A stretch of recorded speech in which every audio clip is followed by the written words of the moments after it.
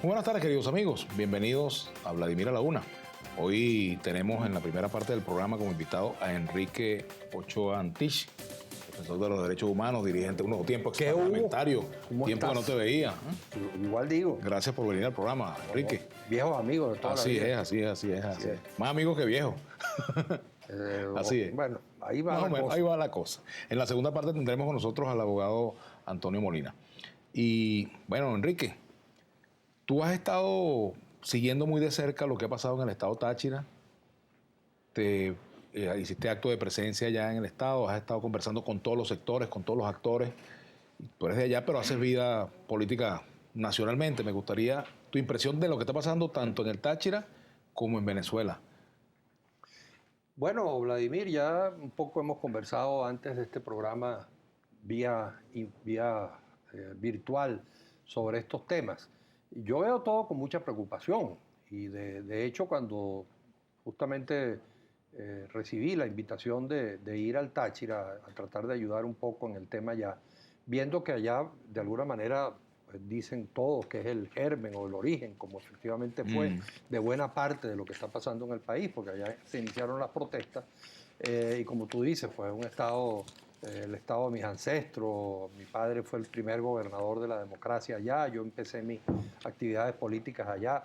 Fui presidente del Centro de Estudiantes del Simón Bolívar, de modo que tengo una cierta vinculación con el Estado y con el movimiento estudiantil, creo tener alguna relación. Pues entonces pensé que valía la pena ayudar y me habría sentido muy miserable si no ayudo en algo, poner algún pequeño concurso.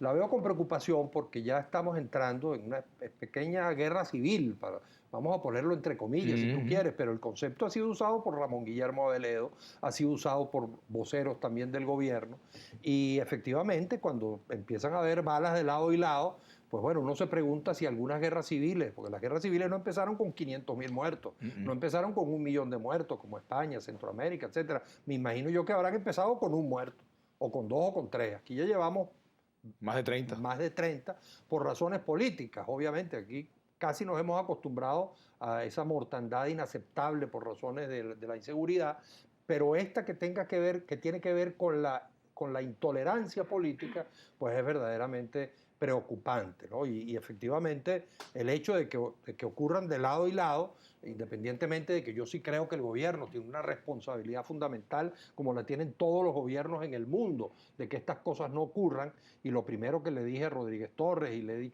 escrito a Maduro, etcétera, es que el gobierno tiene que admitir que así como nosotros dijimos el 4 de febrero, que era un alzamiento militar contra un gobierno legítimo, aunque lo adversábamos, y aunque estábamos en desacuerdo con cualquier golpe de Estado de izquierda o de derecha, ese golpe tenía unas causas históricas. Ahora, lo menos que tiene que decir el gobierno es que estas protestas tienen unas causas y reconocer esas causas. Ahora, hay que buscar efectivamente algún espacio, al menos para regularizar la guerra, porque esta situación en la que estamos es verdaderamente dolorosa e inaceptable. Claro, tú vas un paso más adelante. Yo digo que en lugar de regularizar la guerra, crear condiciones para evitar que lleguemos realmente a una guerra. Ciertamente hay 36 muertos producto de esta situación, de acuerdo a las cifras que estoy revisando. Todos, por supuesto, venezolanos y todos muy dolorosos porque son vidas irrecuperables, ¿no? Ya esa vida no se recupera. El tema está cómo hacer para que efectivamente exista una comprensión que facilite las cosas y que evite que vayamos al diálogo como pasó en El Salvador después de una cantidad, bueno, imagínate, en el caso de El Salvador fueron más de 100.000 muertos. Así es. Bueno, no, déjame echar la película para atrás y borrar y corregir lo que dije de regularizar la guerra. Es una metáfora. Así es, te entiendo. Pero guerra entre comillas, confrontación política, que sea una confrontación política civilizada. Y hay pues muchas cosas que hay que hacer. Por cierto que yo digo, hoy viendo esta cosa terrible que pasó en Los Teques y viendo cómo empiezan a reaccionar los dos lados, ¿no? Entonces, obviamente, un lado ve, porque aparentemente hay indicios muy claros de que fue un grupo motorizado que adversando una barricada disparó y mató a esta muchacha embarazada que trabajaba en Venevisión, pero entonces... Hay otras versiones también. Entonces, del otro lado dicen que el culpable o que la culpa de que eso haya ocurrido es de la barricada. Entonces tú empiezas a escuchar unos discursos de lado y lado donde cada uno de los dos lados empieza a valorar más un muerto que los del otro lado, ¿no? A echarle más la culpa al otro lado que al uno. Y es verdad, los gobiernos tienen una responsabilidad fundamental, porque para eso son gobiernos. Pero en esta circunstancia hay una responsabilidad también que tenemos que establecer, sin lugar a dudas, de una parte de la oposición que escogió un camino que incluso es inconveniente para ella misma, además de que es inconveniente para el país, obviamente.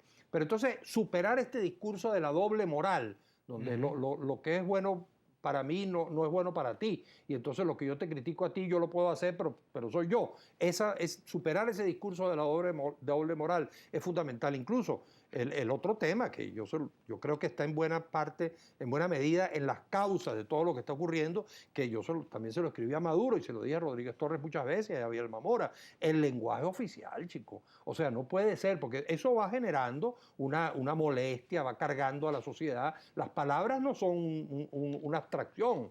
Una palabra, un insulto en cadena nacional vale más que una bofetada. O sea, es una acción la palabra. Entonces tú no puedes decir que exige respeto y que llamas al diálogo y dos frases antes has dicho un insulto procaz y grosero respecto del líder de la oposición justamente democrática. Entonces, una de las cosas que yo le he estado insistiendo mucho al gobierno es que ellos deben estar interesados, me imagino yo, porque a veces hasta dudo, pero deben estar interesados en que se levante, en que esta oposición democrática que no cree en el inmediatismo, en el camino rápido, en el Maduro vete ya, sino que cree en la ruta electoral y que hemos dicho que nuestro objetivo es llegar al 2015, tratar de ganar el 2015 y el 16, el 17 y el 18, que esa es la ruta democrática que le sale a la oposición, pues que esa oposición no tiene por qué ser insultada, descalificada, con apelativos inaceptables. Ahora, y en cuanto a lo que debe hacer la oposición, esa oposición que no está buscando atajos, ¿qué le corresponde hacer? Porque hay una tarea que ella le corresponde también en un momento como este, ¿no? Claro, no, yo creo que la primera tarea es sentarse a hablar con el gobierno. A mí me parece ya inaceptable las excusas que se usan desde la oposición para no sentarse. O sea, a veces uno ve por la prensa como 10 condiciones para sentarse con el gobierno y cuando uno las revisa, esas condiciones son el resultado del diálogo.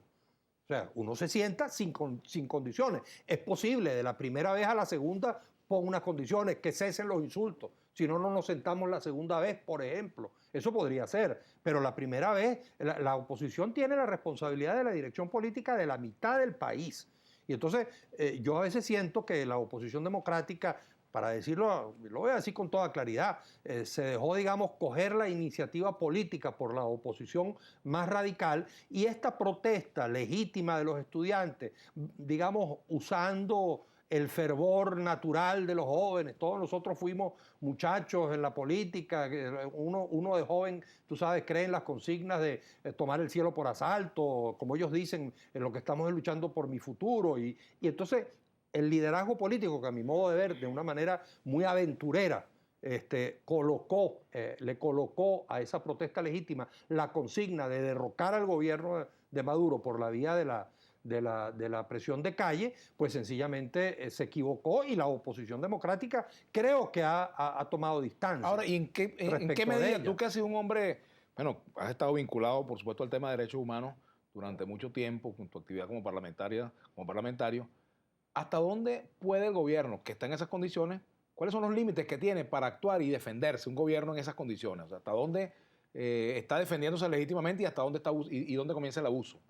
Bueno, el Estado tiene la obligación de impedir una perturbación del orden público.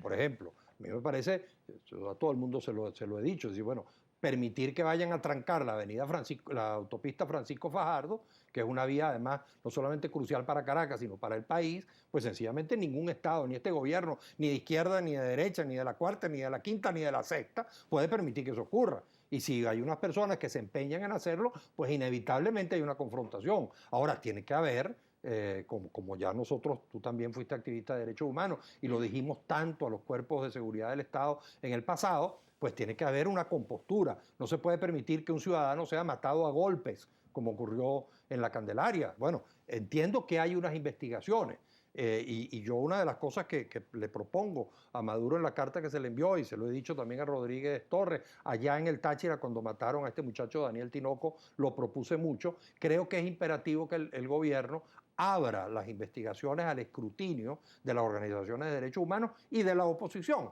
de modo tal de que puedan ver el expediente, que puedan reunirse con los fiscales, que puedan saber qué es lo que está pasando. Tú y yo vimos situaciones de violencia terribles. Nosotros vimos el 27 de febrero, 500 muertos es mi cuenta.